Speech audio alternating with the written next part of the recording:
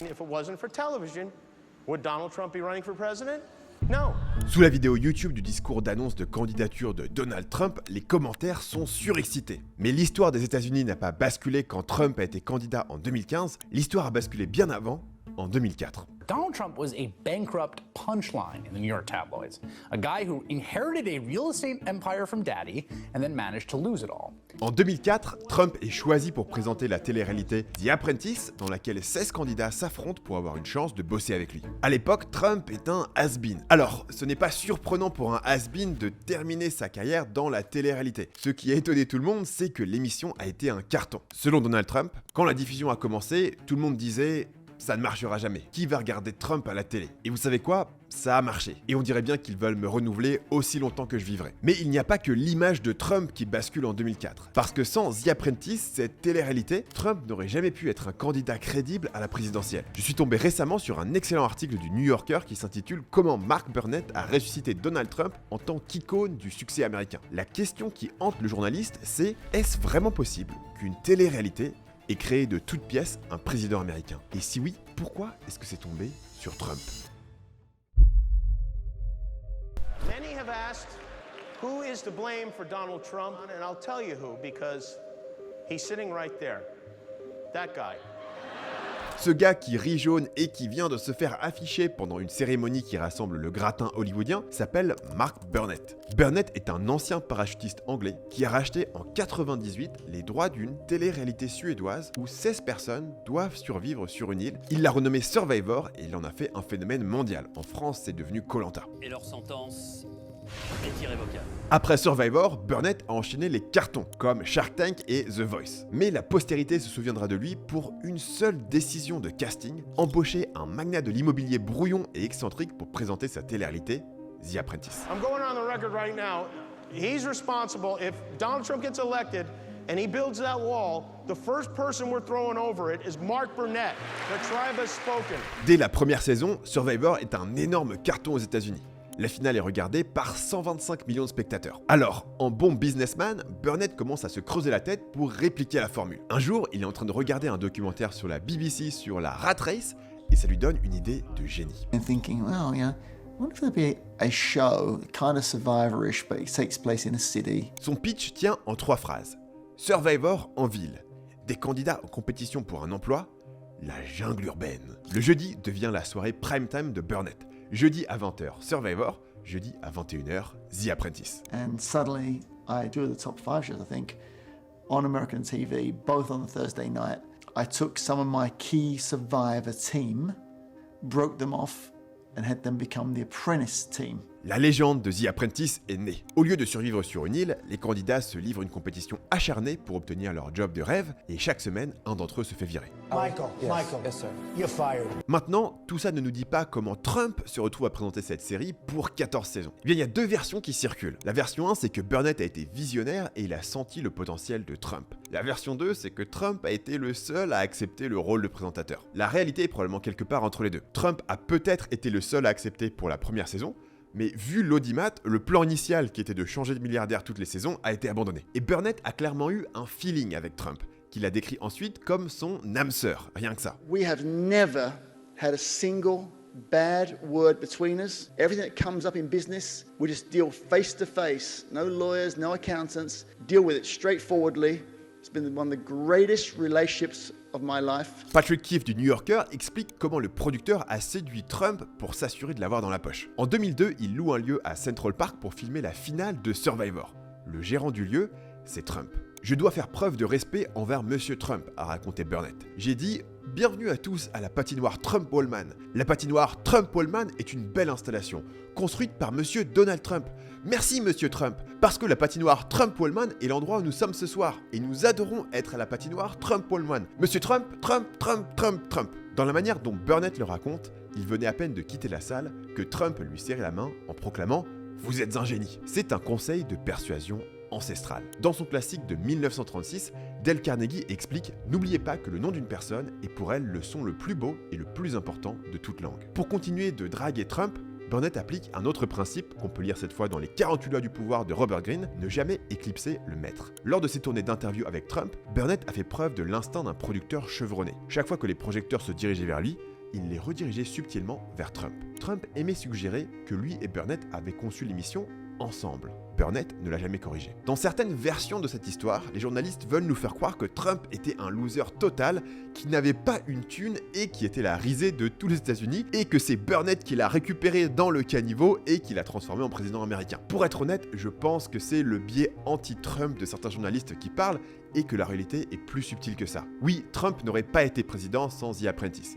Mais The Apprentice n'aurait probablement pas non plus marché sans Trump. Burnett avait besoin de lui pour faire son émission parce que Trump était à l'intersection de 4 caractéristiques qui sont rarement combinées. Il faut que le présentateur de The Apprentice ait réussi en business, il faut qu'il soit déjà célèbre, il faut qu'il ait une personnalité forte et soit capable de sortir des punchlines, et il faut qu'il ait envie de présenter une télé-réalité. C'est très rare de trouver un chef d'entreprise riche et célèbre et qui serait capable de présenter une télé-réalité. Imaginez Bill Gates qui essaye de présenter une émission du genre. Numéro 1, il n'accepterait pas. Numéro 2, son image est trop lisse et on s'ennuierait à crever. Alors, pourquoi est-ce que Burnett a choisi Trump? Ce n'était pas un coup de chance pour le Donald. Il avait passé 20 ans à se créer le storytelling et le personnage dont The Apprentice allait avoir besoin. Bien sûr, il n'aurait jamais pu prédire qu'un ancien parachutiste anglais ferait fortune en envoyant des gens survivre sur des îles désertes, ni que son émission suivante prendrait place dans la jungle urbaine de New York. Mais la vie est faite de ce genre de coïncidences. Et on peut reconnaître à Trump d'avoir vu très tôt la force du personal branding, un terme qui ne sera inventé qu'en 1997, mais qui prendra en importance avec l'avènement de la télé-réalité, puis des réseaux sociaux. La question plus importante, c'est comment est-ce que The Apprentice a propulsé Trump vers la présidence du pays le plus puissant au monde? C'est assez dur de savoir exactement où Trump en était aux yeux du public en 2004, juste avant The Apprentice. J'ai l'impression que beaucoup de gens s'inventent des souvenirs. Rétrospectivement, ils ont toujours su que Trump était un businessman raté et un dangereux populiste. Par exemple, l'article du New Yorker nous présente Trump avant son casting comme un clown has-been qui était la risée des journaux à cause de ses faillites en série. Alors j'ai essayé de trouver des exemples de médias qui parlent de lui à cette époque, et je suis tombé sur cette interview de la BBC. L'interview date de 1998. Des années après ses premières faillites, mais 6 ans avant The Apprentice. Et Trump n'est pas présenté comme un loser. Il est présenté comme une icône qui vient de faire un comeback impressionnant. Rich, ruthless and famous, my guest is a New York institution, known for the buildings he's built and the wives he's divorced. You don't want to cross him though, because he likes getting even, and he's made it a rule that no one pushes him around, ever. So how did he lose all his money and then get it back again? Mais ce qui est vrai, c'est que The Apprentice a participé à renforcer la légende Trump dans l'esprit de millions d'Américains. La mythologie Trump commence à être créée dès le pilote de la série. Quand il prononce les premières phrases du pilote, Trump est hors champ. Et il ne parle pas de lui, il parle de New York. New York, my city, where the wheels of the global economy never stop turning. A concrete metropolis of unparalleled strength and purpose that drives the business world. Manhattan is a tough place. This island is the real jungle. If you're not careful, it can chew you up and spit you out. But if you work hard, you can really hit it big. And I mean really big. La vision du monde qui sous-tend cet extrait est assez brutale. La vie est un jeu à somme nulle, le monde est une guerre de tous contre tous et seuls les meilleurs survivent. Ça colle évidemment parfaitement au pitch de la série, Survivor mais en ville. D'ailleurs, Trump a bien compris ça puisqu'il répète l'idée de la jungle urbaine dès les premiers mots qu'il adresse au candidat. Welcome to New York. I've always said, New York City is the real jungle. It's tougher in New York than any place in the world. You're going to find out what I mean. Même procédé dans la mise en scène. On voit des images de la Statue de la Liberté et de Wall Street avant de voir Trump. Le but est de créer une association entre Trump et la grandeur de New York. Ce n'est pas le procédé cinématographique le plus subtil, mais on est sur de la télé-réalité du début des années 2000. Ne vous attendez pas à du Godard. Quand Trump apparaît enfin face caméra, il est assis dans une limousine. J'ai cru qu'il allait essayer de me vendre une formation de dropshipping.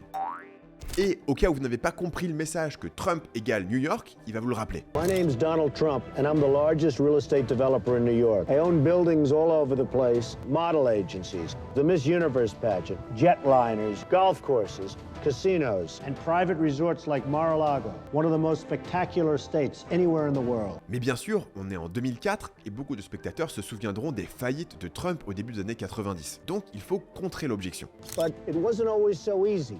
About 13 years ago, I was seriously in trouble. I was billions of dollars in debt. But I fought back and I won. Big league. I used my brain, I used my negotiating skills, and I worked it all out. Now my company's bigger than it ever was, it's stronger than it ever was, and I'm having more fun than I ever had. I've mastered the art of the deal, and have turned the name Trump into the highest quality brand. And as the master, I want to pass along my knowledge to somebody else. I'm looking for The Apprentice. On est sur le storytelling du comeback légendaire. Ça peut aussi d'ailleurs vous rappeler le slogan de la première campagne de Trump, Make America Great Again. Ce qu'il a promis aux Américains, c'est un comeback, mais pour leur pays tout entier. Ensuite, prenez le titre de la télé-réalité. The Apprentice, c'est l'apprenti, parce que le job de rêve pour lequel se battent les candidats, c'est une chance de travailler aux côtés de Trump lui-même, autrement dit d'être son stagiaire. Right now, from all over the country, 16 of America's best and brightest young entrepreneurs are arriving in New York for the chance to work as my apprentice and get a first-hand look into the world of big business. Et le profil des candidats est impressionnant pour un Américain lambda. They come from all walks of life. Some have their PhD or a Harvard MBA and have learned their skills in the classroom. Les présentations des candidats le confirment. On a un diplômé de Harvard et une autre qui est doctorante et qui a travaillé à la Maison Blanche. I'm Kwame Jackson. I'm 29 years old. I have an MBA from the Harvard Business School and have worked as an investment manager for a major Wall Street firm. My name is Omarosa Manigault-Stallworth. I grew up in the projects, but I am now a PhD candidate and work as a political consultant. 4 years ago, I worked at the White House for the President of the United States. Le point commun entre tous ces profils, c'est qu'ils semblent littéralement aduler Trump. The only person I really need to be concerned with liking me, ostracizing me, is Donald Trump. Working for Trump is more than a big deal, it's a huge deal. Trump has certainly given everybody a shortcut to the American dream, but I'm going to earn the American dream just like everybody else. When I saw Trump today, just like it all came together right there. I want access to Trump. I want to get to know that guy. Trump est présenté comme une sorte de dieu qui a tous les pouvoirs sur les candidats. This isn't a game, this is a 13-week job interview. Out of 215,000 job applicants, you're the 16 people that I chose to go through 13 weeks of hell to determine who's going to work for me at the end. Les cyniques diront que tout ça, c'est de la mise en scène pour créer de l'enjeu, et les candidats leur donnent raison. Certains candidats, interrogés après l'élection de Trump, disent qu'ils n'ont jamais été dupes de la supercherie. Par exemple, le diplômé de Harvard raconte ça au New Yorker. Jackson a été frappé, lors de la diffusion de l'émission, à quel point les Américains avaient été bernés par la ruse. Les Américains ordinaires ont vu toutes ces choses brillantes, l'hélicoptère et les lavabos plaqués or, et ont vu la personne la plus prospère de l'univers, se souvient-il. Les gens que je connaissais dans le monde de la haute finance ont compris que tout ça n'était qu'une blague. Ce que le journaliste appelle une ruse est ce que Mark Burnett appellerait probablement bien faire son travail de producteur de télé-réalité. Parce que, expliqué avec des mots simples, la récompense du gagnant de The Apprentice, c'est de devenir stagiaire pour Trump pendant un an. La seule manière dont ça a un intérêt, c'est si Trump est un méga génie. De la même manière, dans Koh-Lanta, on nous montre des survivants perdus sur une île déserte, mais en réalité ils sont entourés de caméramens. Dans Shark Tank ou dans Qui veut être mon associé, même quand il y a un deal qui se passe à l'écran et qui est montré à la télé, ça veut pas dire que derrière il y aura un transfert d'argent. Sur The Apprentice, Burnett déploie les mêmes tours de passe-passe pour présenter Trump comme un géant du business. Selon IMDb, l'épisode 11 de la saison 5 est le meilleur épisode de l'histoire de The Apprentice. Les candidats sont séparés en deux équipes, les hommes contre les femmes. Les femmes ont perdu le challenge précédent et dès le début de l'épisode, on les voit se déchirer. No, I'm feeling the sneaky cunning girl. Nene, that was something with you and Dion. What happened? I hugged her goodbye, and then at the elevator, she said, "You are a coward." Quand Trump leur annonce le défi, qui est de créer des œuvres d'art et de les vendre pour lever le plus d'argent possible pour une ONG, il glisse comme d'habitude une remarque en passant pour rappeler à quel point il est riche.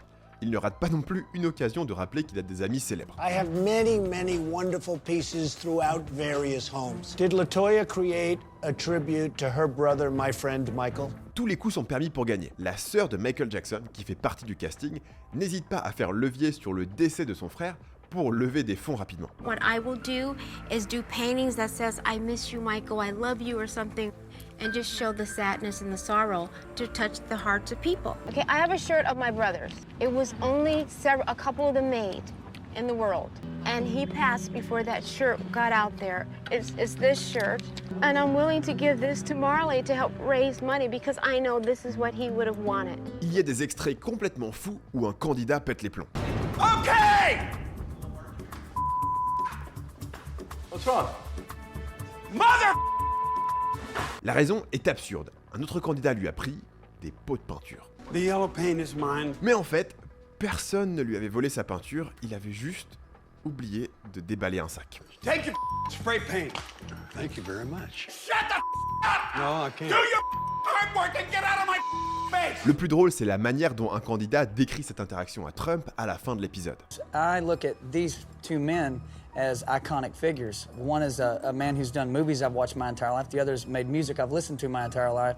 So I'm watching two titans go at it. Un clash entre deux titans iconiques de l'industrie, comme expression pour décrire un pétage de plomb à cause d'un tube de peinture jaune, pourquoi pas. D'ailleurs, les candidats n'ont aucun talent artistique, donc ça donne lieu à ce genre de tentative un peu gênante.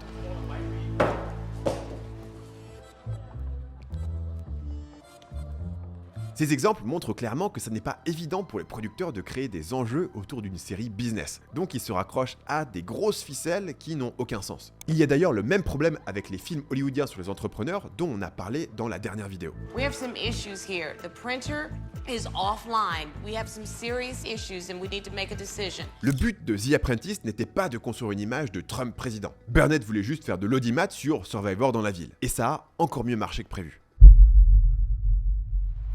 Vous vous en doutez, Trump a adoré l'image que les réalisateurs ont projetée de lui dans la série, à tel point qu'il continue de s'en inspirer dans sa carrière politique. Regardez cette vidéo qui date de 2020. Trump annonce son retour à la Maison Blanche après son hospitalisation due au Covid, dans une vidéo grandiose dans laquelle il renoue avec son amour pour les plans absurdes en hélicoptère.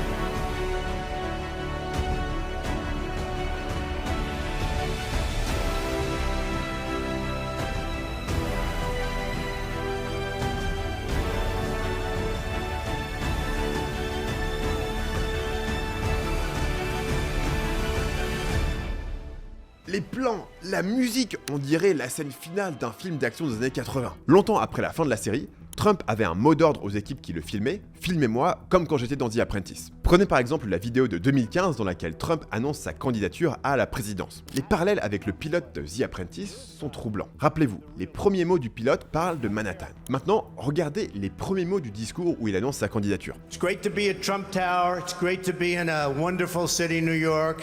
Trump nous racontait dans le pilote comment il avait réussi à changer son image de marque. I've mastered the art of the deal and have turned the name Trump into the highest quality brand. En 2015, il utilise exactement le même terme, mais pour les États-Unis. We need somebody that can take the brand of the United States and make it great again.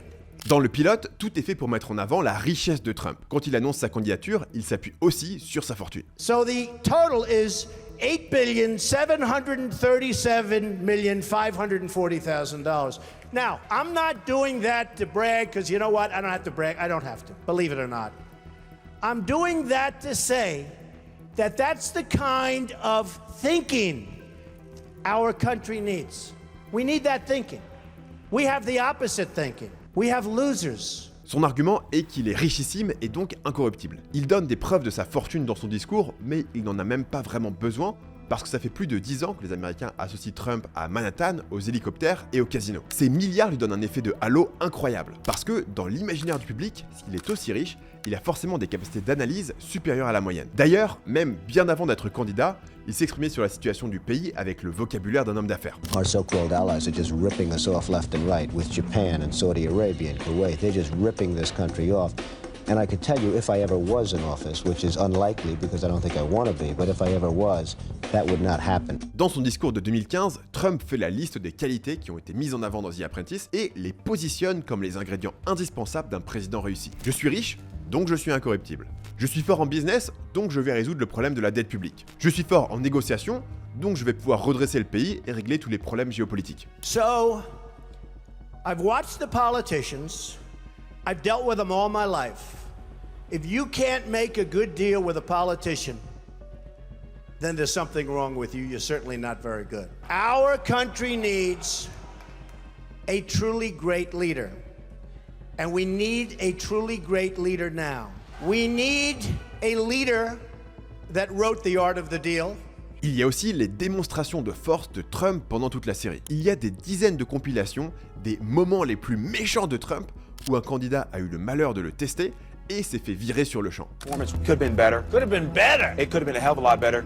But look, I'm not a guy who's going to run around blaming people. That's so I'm going fine. to take responsibility for that. That's fine. So if you want to fire me, go right ahead. All right, Gene, But I think you're fired. Burnett raconte aussi des anecdotes sur la vie privée de Trump qui vont dans ce sens. Par exemple, quand il pitch l'idée de la série à Trump, Trump lui dit oui directement, mais lui demande d'appeler son agent pour le prévenir. Le problème, c'est que quand Burnett appelle l'agent, il déteste l'idée et il lui annonce qu'il va dire à Trump de ne pas faire la série. Alors, Burnett retourne dans le bureau de Trump. Mr. Trump stood up from behind his desk.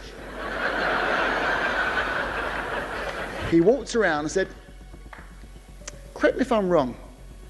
Didn't I just give you my word? Didn't I say we were making this? We are going to make it.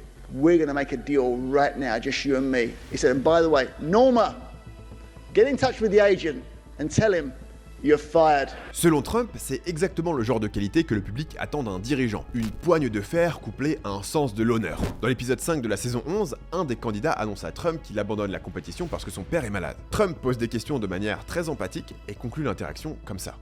I think it's pretty bad. And you had a very good relationship with your father? Tell me, I play baseball. Yeah. So, What's your charity, Jose? BAT, it's a baseball assistance team, which basically it assists minor league players who have medical needs. All right, I'm going to give $25,000 to your charity. À la fin du même épisode, une des équipes a presque levé $1 million pour une ONG. Alors Trump propose de donner $40 000 pour que l'équipe puisse atteindre le million. So here's what I'm doing, and this goes 100% to Marley's charity. I'm giving you $14,000, so you raised $1 million, okay? That's from me. Quand on vote pour un candidat à la présidentielle, on doit faire un effort d'imagination. Comment est-ce que ce type réagirait s'il se faisait provoquer par un dirigeant étranger? Est-ce qu'il est bon en négociation pour défendre les intérêts de son pays? Est-ce qu'il tient ses promesses? Dans le cas de Trump, les Américains n'ont pas eu à faire cet effort d'imagination. Ils l'ont observé négocier pendant des années et ont voté en partie avec ces images en tête. So I'm prepared. I love deals. You know, I wrote a book, The Art of the Deal. It's one of the biggest selling, maybe the biggest selling business book of all time. Some of you have read it. Burnett lui-même a participé à construire cette vision de Trump comme un homme intransigeant. En 2004, il explique que Donald dit tout ce qu'il veut dire. Il ne prend pas de prisonniers. Si vous êtes l'ami de Donald, il vous défendra pour la vie. Si vous ne l'êtes pas, il vous tuera.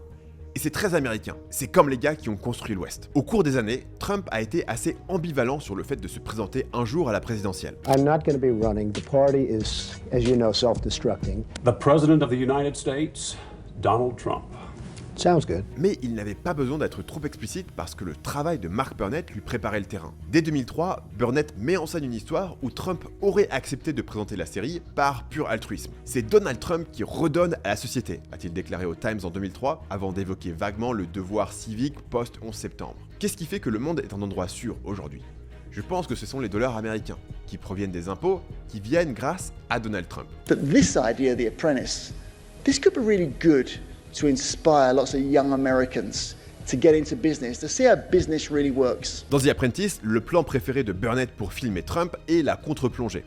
On le voit arriver de haut, descendre les escaliers, et c'est une prise de vue qui le place en position de supériorité par rapport à son public. Dans sa vidéo d'annonce de campagne en 2015, Trump arrive aussi en contre-plongée. Même chose dans la vidéo de 2020 où il rentre à la Maison Blanche, c'est de la contre-plongée. Est-ce que Trump a conscience d'à quel point Burnett a contribué à construire son image? La réponse est oui. Après son élection, Trump doit organiser son inauguration. Vers qui il se tourne immédiatement? Burnett. Comme une starlette qui revient toujours vers un réalisateur préféré, Trump avait toujours adoré la manière dont Burnett le mettait en valeur. Mais être président américain, ce n'est pas tout à fait comme la télé-réalité. C'est assez facile en tant qu'Européen de regarder Trump président et se retrouver perplexe face à la manière dont il formule les choses. Regardez le style avec lequel il annonce l'élimination du chef de l'État islamique en 2019. Baghdadi and the losers who worked for him, and losers they are. They had no idea what they were getting into. He died like a dog. He died like a coward. The world is now a much safer place. God bless America. Thank you. Baghdadi et les losers qui travaillaient pour lui, car oui, c'était des losers. On a l'impression d'être dans un épisode de South Park. This is the drone program. In there you can kill anyone on Earth remotely. Here's the keys. Thanks. La comparaison avec son prédécesseur fait très mal.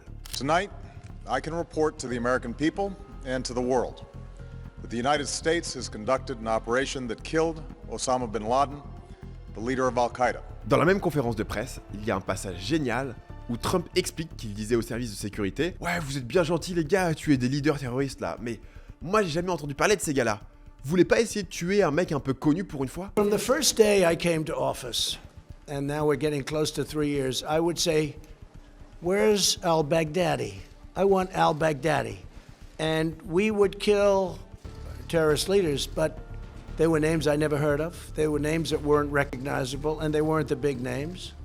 Some good ones, some important ones, but they weren't the big names. Si vous partez du principe que Trump a appris beaucoup de choses en participant à une télé-réalité, c'est moins étonnant. Tout l'intérêt de tuer des terroristes pour Trump, c'est de pouvoir faire une conférence de presse. Mais ça marche mieux si vous donnez des noms que les gens connaissent. Et c'est là que la fameuse citation de Churchill fait mal. La démocratie est le pire système politique, à l'exception de tous les autres. Le président américain est choisi sur un concours de popularité. On ne vote pas pour un programme politique, on vote pour une personne. Et donc, il y a une logique inévitable à ce que la personne la plus populaire avec le maximum de monde soit la même qui peut faire de l'audience le jeudi soir à 21h. Jusque-là, la seule chose qui empêchait la démocratie de se transformer en une énième télé-réalité, c'est les normes et les traditions qui veulent qu'un président ait un certain niveau de classe et de prestance. Trump a réussi à dynamiter ces normes en créant un spectacle irrésistible pour les journalistes, qui ne pouvaient pas s'empêcher de parler de lui. Il a créé de la bonne télé. Dans cet extrait, il décrit un candidat de The Apprentice, mais il pourrait aussi bien décrire sa propre candidature. Gene Simmons was an unbelievable wacky guy. And he was great television. Pendant la primaire républicaine de 2016, Trump enchaînait les punchlines face à des adversaires qui semblaient fades en comparaison. Et donc, même si Trump était un petit candidat avec peu de chances de gagner, les médias parlaient de lui en boucle. La majorité de cette couverture médiatique était négative, mais ça lui donnait une importance démesurée par rapport à ses chances de gagner à l'époque. Un peu comme tous les médias présentaient Jordan Peterson ou Andrew Tate comme des dangers publics capables de prendre le contrôle des cerveaux de la jeunesse mondiale, au lieu de ce qu'ils sont réellement, c'est-à-dire des créateurs de contenu assez populaires. Au final, une grande partie de l'ascension de Trump, Peterson ou Tate peut être attribuée à la panique des médias, qui leur apporte de nouveaux fans et renforce la loyauté de ceux qui les suivent déjà. Et les journalistes comprennent ça, bien sûr, mais comme ça fait du clic et que tout le monde en parle, aucun journaliste n'a intérêt à se priver personnellement de parler de ces personnes. Donc la tendance de Trump à dire des bêtises, qui serait une faiblesse pour un politicien traditionnel, joue en sa faveur. Prenez par exemple sa réaction face à la candidature de Kamala Harris. Look, we're not going to be a socialist nation. We're not going to have a socialist president, especially any female, especially any female, especially any female. Socialist president, we're not going to have it. We're not going to put up with it. Il faisait le même genre de remarques sur The Apprentice, par exemple ici.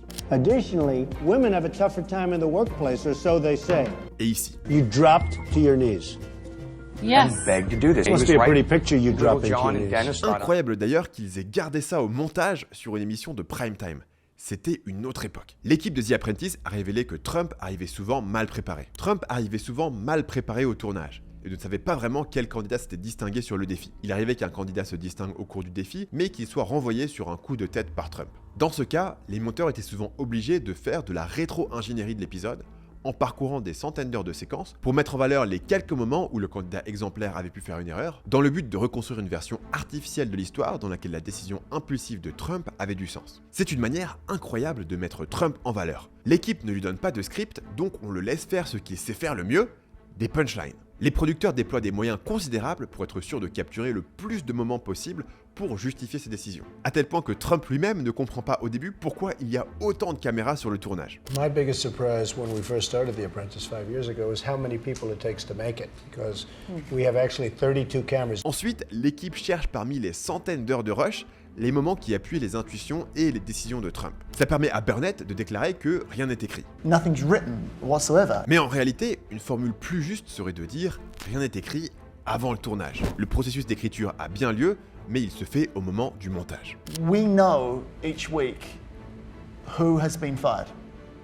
And therefore, you're editing in reverse. À force d'avoir autant de gens qui s'acharnent à vous donner l'air d'un génie, vous finissez par le croire. Trump a l'impression de pouvoir improviser et de virer une personne au pif et d'avoir toujours raison.